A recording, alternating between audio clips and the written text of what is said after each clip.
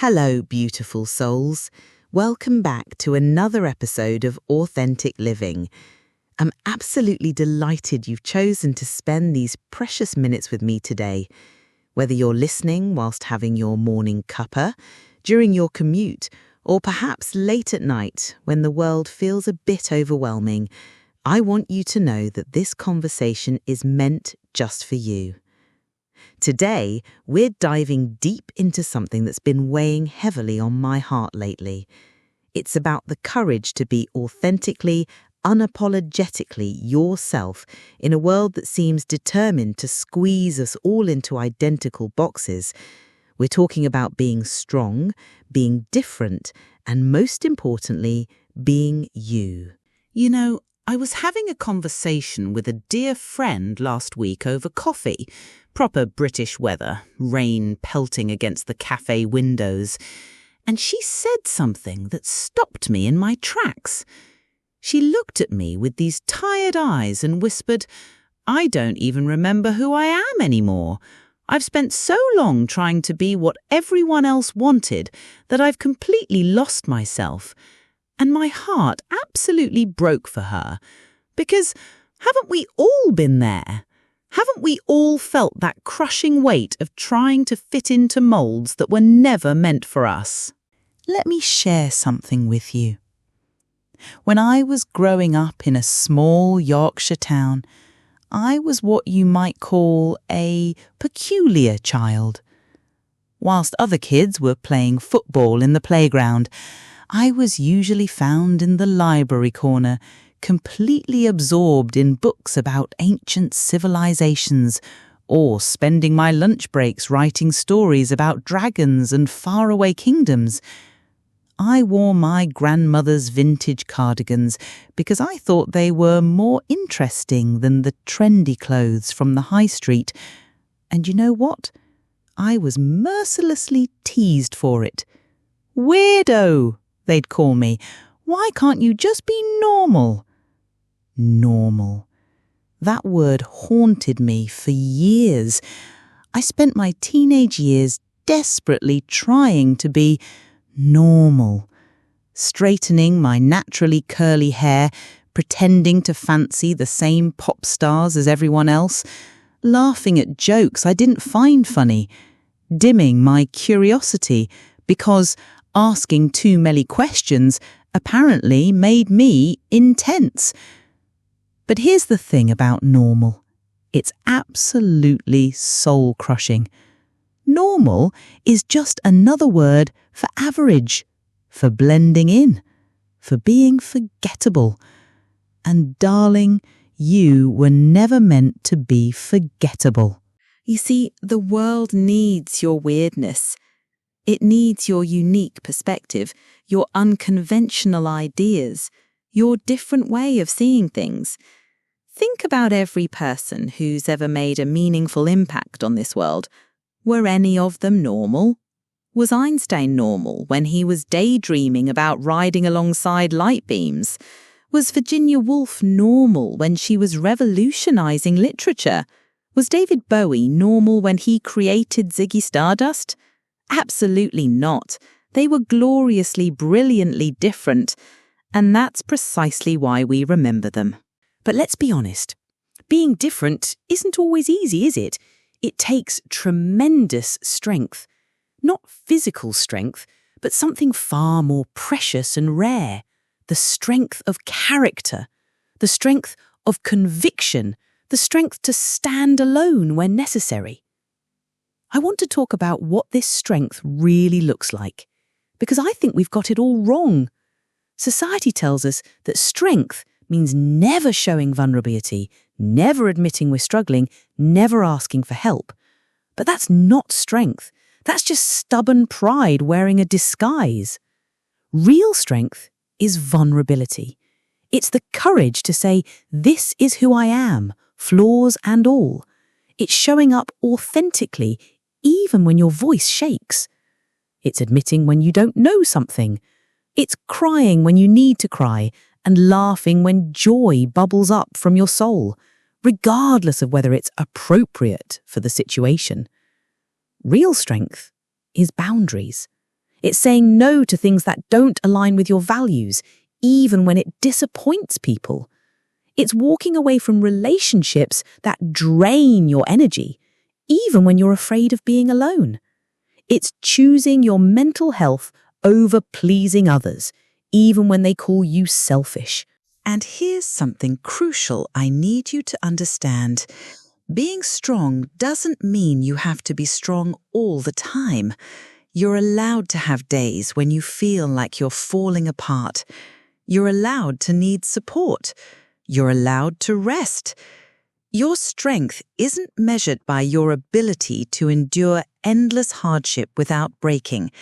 It's measured by your ability to keep choosing authenticity, keep choosing growth, keep choosing love, even after you've been broken. Now, let's talk about being different, because this is where the magic happens. Your differences aren't bugs in your system, they're features, they're gifts.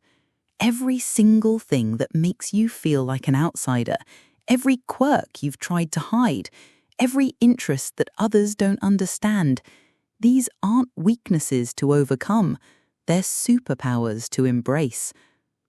I think about my friend Sarah, who was ridiculed throughout school for her obsession with medieval history.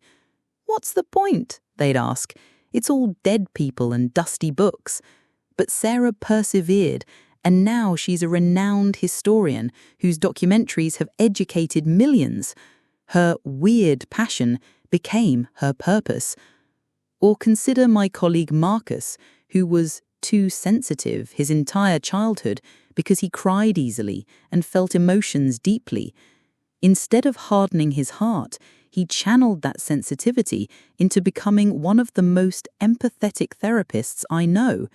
His weakness became his greatest strength. Your differences are your competitive advantage in a world full of copies. They're your unique selling point in the brand marketplace of life. Whilst everyone else is trying to be the next someone else, you have the opportunity to be the first you. But I know what you're thinking. It's all well and good to say be different, but what about fitting in? What about belonging? What about not being completely isolated? And these are valid concerns, darling. Humans are social creatures. We need connection, community, belonging. But here's the beautiful paradox. You can't truly belong anywhere until you first belong to yourself. When you try to fit in by changing who you are, you might gain acceptance, but you'll lose authenticity. And acceptance without authenticity is just a beautifully wrapped empty box. It looks lovely from the outside, but there's nothing meaningful inside. True belonging happens when you show up as yourself and attract people who love you for exactly who you are. It might mean a smaller circle, but it will be a circle of gold rather than a crowd of copper. I want to share something deeply personal with you. 3 years ago, I was at the lowest point of my life. I'd spent so many years contorting myself into shapes that weren't mine that I'd developed severe anxiety and depression.